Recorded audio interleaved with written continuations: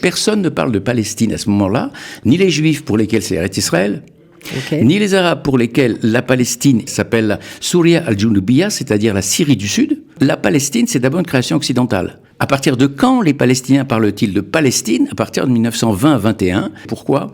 Parce que l'idée d'une unité avec la Syrie et avec le Liban est impossible. Pourquoi ? Parce qu'il y a deux mandats différents. Le mandat français, c'est la Syrie et le Liban. Le mandat britannique, c'est la Palestine et l'Irak. Dans la mesure où le mandat français est totalement autonome, il n'y aura jamais d'union Palestine, Liban, Syrie. Et nous avons le plaisir aujourd'hui d'accueillir Georges Bensoussan pour son dernier livre, Les origines du conflit israélo-arabe. Il n'est pas encore publié, on l'a en avant-première puisque ce sera un Que sais-je publié au mois de janvier. Georges Bensoussan, merci d'être avec nous, on est ravis de vous accueillir. Merci beaucoup pour cette invitation. De rien, vous savez que vous êtes le bienvenu ici quand vous êtes en Israël. Alors, juste pour ceux qui ne vous connaissent peut-être pas encore, vous êtes professeur agrégé d'histoire, ancien directeur du mémorial de la Shoah. Vous avez écrit de nombreux livres, de nombreux travaux consacrés notamment à l'antisémitisme, à l'histoire de la Shoah, l'histoire du sionisme, l'histoire contemporaine des Juifs du monde arabe. Alors, qui mieux que vous pour nous expliquer les origines du conflit israélo-palestinien, ou devrais-je dire du conflit arabe ou judéo-arabe ? Oui, c'est ça, vous avez raison de rectifier, c'est judéo-arabe. Au départ, c'est judéo-arabe. Et ça va devenir israélo-arabe, puis israélo-palestinien, mais ça reste fondamentalement un conflit israélo-arabe. Eh bien, il faut partir de la réalité du milieu du 19e siècle et se demander ce qu'est la Palestine au milieu du 19e siècle. C'est une entité géographique qui n'existe pas, en fait, qui fait partie d'un grand ensemble qu'on appelle la Syrie. La Syrie, ça englobe le Liban d'aujourd'hui, la Syrie d'aujourd'hui, les territoires palestiniens d'aujourd'hui, y compris Gaza, et l'État d'Israël d'aujourd'hui. Ouais, voilà. C'est un énorme ensemble. Ça paraît fou parce que aujourd'hui, il y a beaucoup de raccourcis. Les gens méconnaissent cette histoire. Oui. Ils ont l'impression que finalement, avant Israël, il y avait un État qui était la Palestine. Voilà, vous avez raison de dire, il y a beaucoup de méconnaissances, et c'est de là qu'est venue l'idée de ce livre proposé au PUF il y a quelques années, à savoir que c'est une intuition, et effectivement, qui s'est avérée. Et cette intuition, c'est que plus on connaît la genèse du conflit, mieux on comprend les rebondissements actuels. Ça ne veut pas dire qu'on est modelé par le déterminisme et que tout est inscrit d'avance, mais ça veut dire que les schémas intellectuels qui modèlent le conflit jusqu'en 1950, c'est-à-dire jusqu'à la guerre de 48-49, guerre d'indépendance des uns à la Nakba des autres, eh bien ces schémas intellectuels-là restent les mêmes finalement, ils perdurent et ils expliquent pourquoi ce conflit dure depuis 1 siècle et demi, alors qu'il concerne une région grande comme 5 départements français et une population aujourd'hui supérieure très légèrement à celle de l'Île-de-France.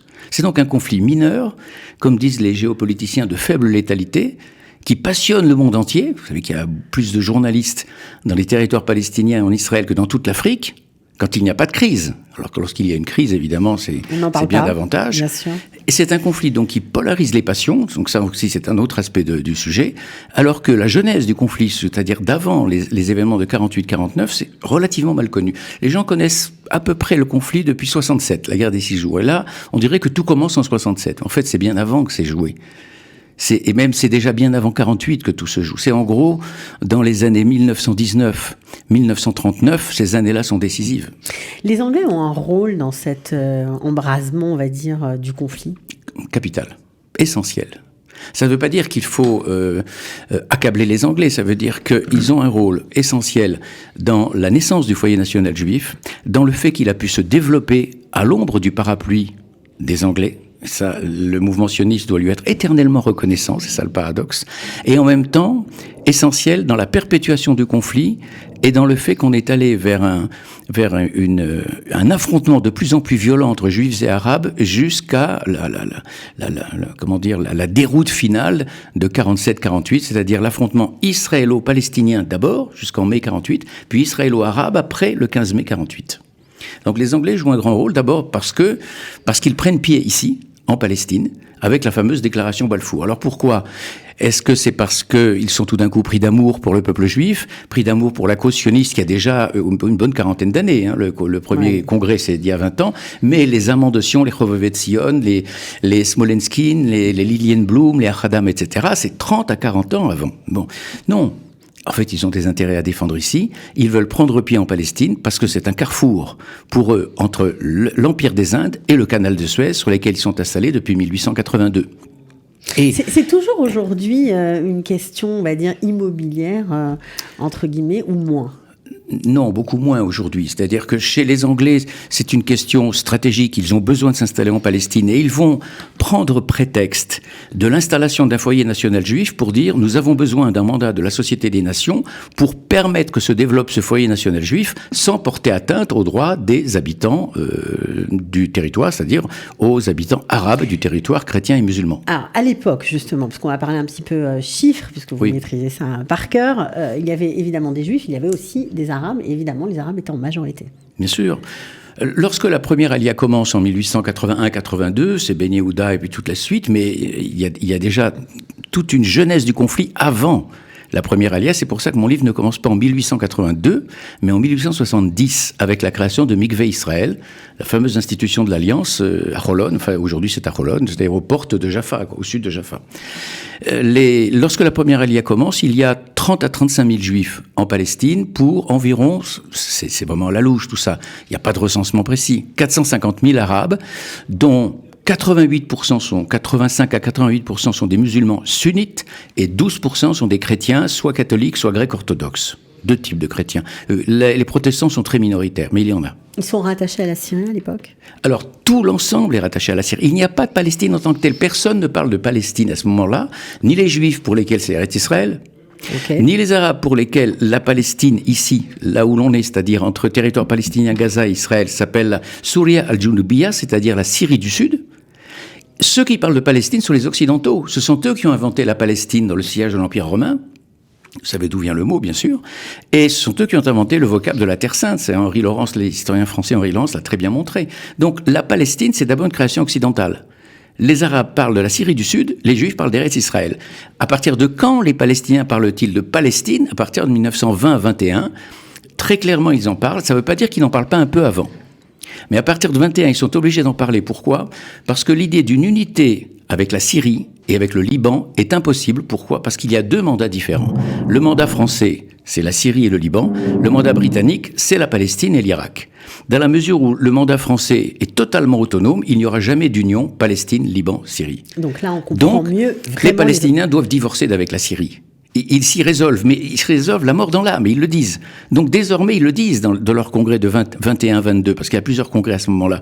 Ils disent, nous devons désormais nous appeler Mouvement National Palestinien. Ça ne veut pas dire qu'avant 1919, on ne parle pas encore de Palestine. Parmi les élites arabes, essentiellement chrétiennes, parce qu'elles ont une avancée culturelle, éducative considérable sur les musulmans, considérable. Le mot Palestine est déjà utilisé, parce que je rappelle quand même que parmi les 3-4 premiers journaux palestiniens nés avant la guerre de 14, il y en a un qui s'appelle Philastine, et qui est créé par deux frères, les frères Issa al-Issa de Jaffa, qui sont des chrétiens, des grecs orthodoxes. Et le deuxième, par exemple, qui est fondé à Haïfa, par un chrétien également, dont j'ai oublié le nom, s'appelle Al-Karmil, le Carmel.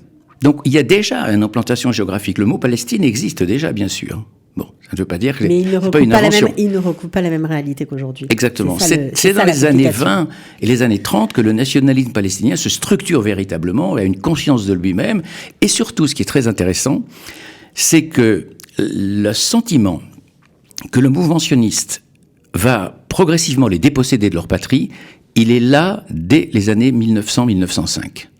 Alors, c'est ça qui est très intéressant, c'est que dans votre livre, on apprend plein de choses. Et notamment, vous mettez le doigt sur le statut des Juifs en terre d'islam. Alors, on se demande qu'est-ce que ça vient faire là, puisque, pour les Juifs, c'est Eretz Israël, comme vous l'avez dit. Vous dites que ça a un rôle clé dans la genèse du conflit et dans sa perpétuation, c'est-à-dire que on le sait, en terre d'islam, les Juifs étaient soumis à une taxe, les dhimmi, ils étaient nommés comme ça, c'était des sous-citoyens, on peut dire, des citoyens de seconde zone. Oui, vous avez raison, c'est exactement l'expression, des citoyens de seconde zone, c'est très juste. Pourquoi ce que ça fait dans le livre? Parce que c'est central, tout simplement, parce que lorsque les Juifs arrivent ici et trouvent une communauté juive déjà installée, ils arrivent sur une terre qui est peuplée d'Arabes. À 90%, la population est arabe. Donc ça veut dire que pour les Arabes, ils sont vus comme des citoyens de seconde zone ? Arabes et musulmanes.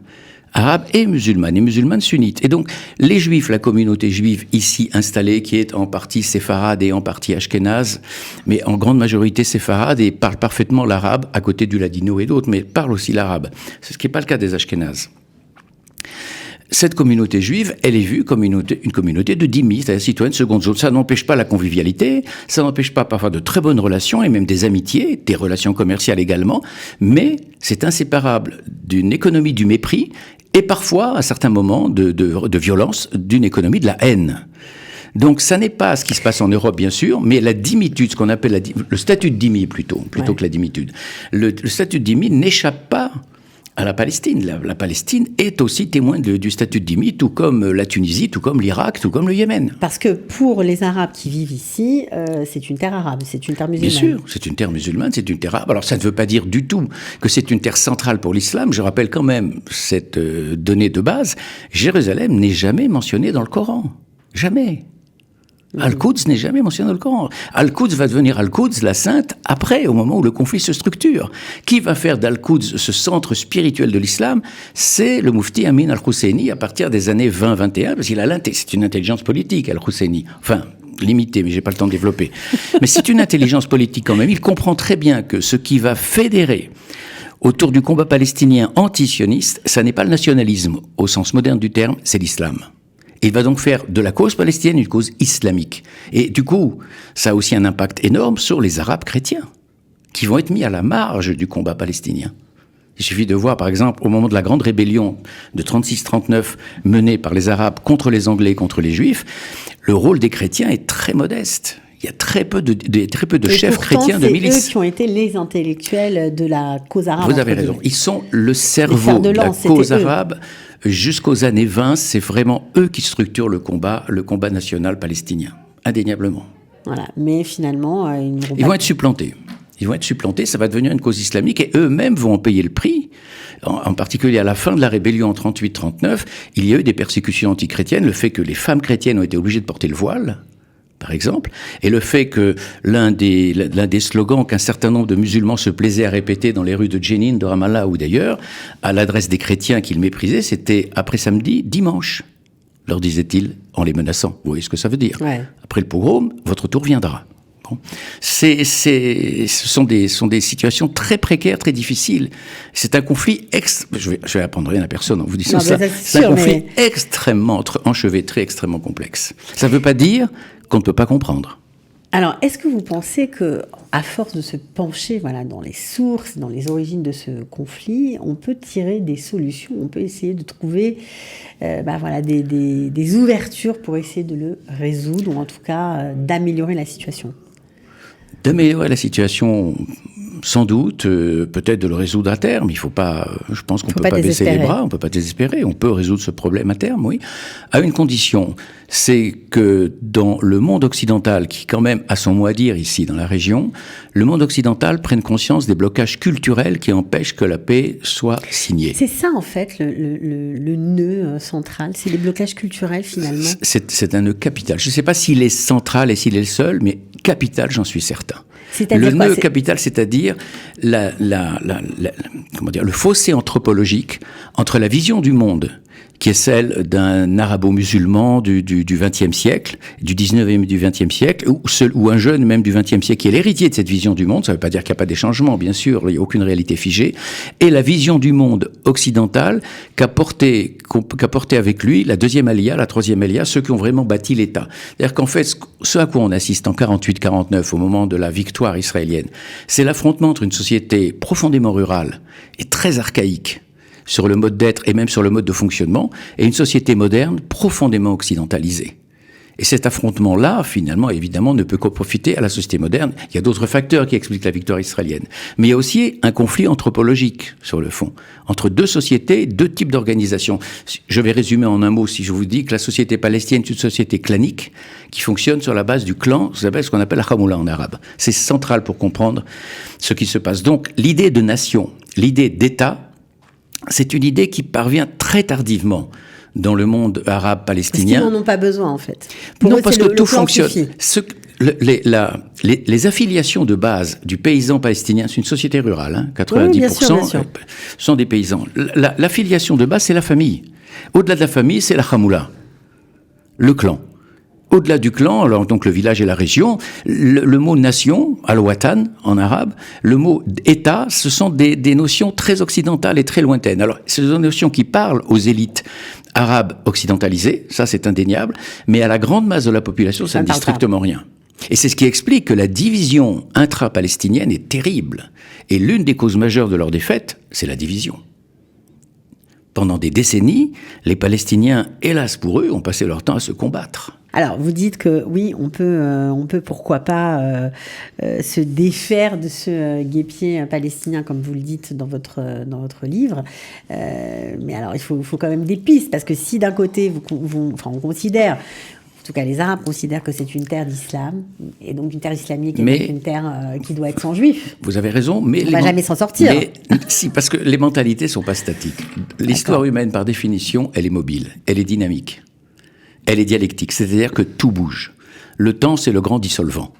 Ça détruit tout et ça recompose tout. Donc, on peut penser que les mentalités, elles aussi, évolueront. Si on revient à la genèse du conflit, on se dit que la solution du conflit, c'est la Transjordanie. Le partage en 1922, c'est ce qui a créé le problème insoluble, ce sont les Anglais qui sont à l'origine de ce partage, insoluble de la Palestine. Et ça, un grand nombre de témoins anglais, arabes et juifs le disent en 1938-39. Mais tout le monde les a oubliés aujourd'hui. Et vous avez été chercher dans les archives sionistes en Israël beaucoup de documents. Vous avez trouvé énormément de choses. Tout ne sera pas dans ce livre, évidemment. Non. Mais ça a éclairé énormément votre perception et votre compréhension du conflit. Oui, bien sûr, en particulier du côté anglais. Comment les Anglais voient le conflit, comment ils voient l'affrontement judéo-arabe, comment ils évoluent entre la déclaration Balfour et le livre blanc de 39 il y a 22 ans. Pourquoi est-ce qu'ils détricotent la déclaration Balfour et qu'ils se retournent complètement contre les Juifs en 1939 au point d'interdire l'immigration en plein génocide? Ils ont été impitoyables alors qu'ils sont parfaitement au courant de ce qui se passe en Europe. Ils ont été impitoyables sur l'entrée des Juifs dans ce pays. C'est intéressant, oui, les archives là-dessus sont intéressantes, mais elles sont intéressantes aussi bien avant sur les émeutes de 29. Qu'est-ce qui s'est passé à Hebron, à Jérusalem, etc. Pourquoi les Anglais ont été complètement dépassés par les événements? Et comment a réagi la Haganah et pourquoi la Haganah n'a pas pu défendre le Yishuv en 1929 et donc a été obligé de se structurer en véritable petite armée dans les années 30 et ça va donner le Palmach en 41, etc. Ensuite, ouais. Bien sûr. Vraiment, c'est un petit livre où on apprend énormément de choses, ça détaille, ça va en profondeur en même temps, ça enlève des espèces de stéréotypes, de préjugés. C'est le but. Voilà. Non, mais c'est vrai. J'ai essayé de penser à nouveau frais une réalité en faisant un travail d'historien, pas de militant, pas de propagandiste, c'est de l'histoire. Et il y a les deux côtés. Et absolument des deux côtés. Il faut voir les sources arabes. Bien sûr, il faut lire les mémorialistes arabes quand c'est traduit en anglais, parce que je ne lis pas l'arabe. Quand c'est traduit en anglais, et certains sont traduits en anglais, en français, il n'y a pratiquement rien. C'est passionnant de lire les mémoires d'Issa Alissa, le grand journaliste de Jaffa, les mémoires de l'historien Al-Khalidi, etc. Ce sont des sources extraordinaires. Là, on voit vraiment comment la nation palestinienne se forme et comment elle réagit vis-à-vis des Juifs, qu'elle connaît bien, parce que contrairement à ce qu'on pense, certains maîtrisent l'hébreu, certains lisent la presse hébraïque.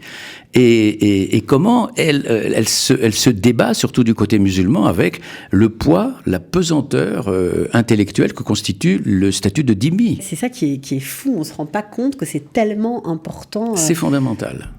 Incroyable. Ça veut dire que pour eux, ils sont des sous-citoyens, quoi qu'il arrive. C'est fondamental. Il y a un certain nombre d'incidents dans l'actualité même immédiate en Israël, moi, qui m'ont fait penser au statut de dhimmi. Par exemple, c'est intéressant. J'ai vu récemment, il y a 2 jours, paraît-il, 2 jeunes Palestiniens qui ont demandé à un juif de leur embrasser les pieds. C'est typiquement un geste de dhimmi, ça. Ça fait partie de toutes les archives du 19e siècle, ça. Où les Juifs étaient inférieurs. Il faut que le Juif prouve qu'il est inférieur et qu'il restera un inférieur. Quelle que soit sa puissance militaire, etc., il est un inférieur. Et ça, on ne peut pas le changer. Comment on va faire pour changer ce encore genre de mentalité? Très compliqué. Encore une fois, l'histoire par définition est dynamique. C'est-à-dire que tout change, tout bouge. Bon, vous nous donnez un petit peu d'espoir quand même pour la suite des événements. Non, je suis certain qu'un jour ou l'autre, la solution sera trouvée, mais avec beaucoup de courage politique, beaucoup. Ça suscitera beaucoup d'opposition. En tout cas, nous, on est ravis de savoir que ce petit livre existe. Ça s'appelle « Les origines du conflit israélo-arabe ».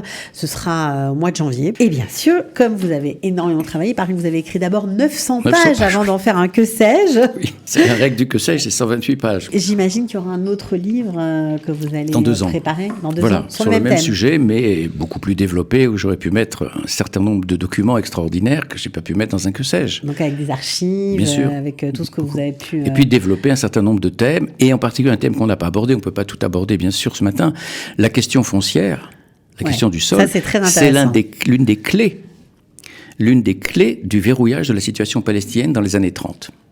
Et ça, il y a quelques historiens qui l'ont très bien mis en avant, Henri Laurence, Weinstock aussi l'a très bien mis en avant. C'est quelque chose qu'il faut absolument développer, qu'il faut faire connaître. Bon, mais en tout cas, j'espère qu'on aura au moins donné envie de commencer par le que sais-je, qui sortira prochainement. Et puis ensuite, on se penchera d'ici 2 ans sur le livre en détail. Merci beaucoup d'être venu ce matin. Merci à vous, Cathy. Voilà.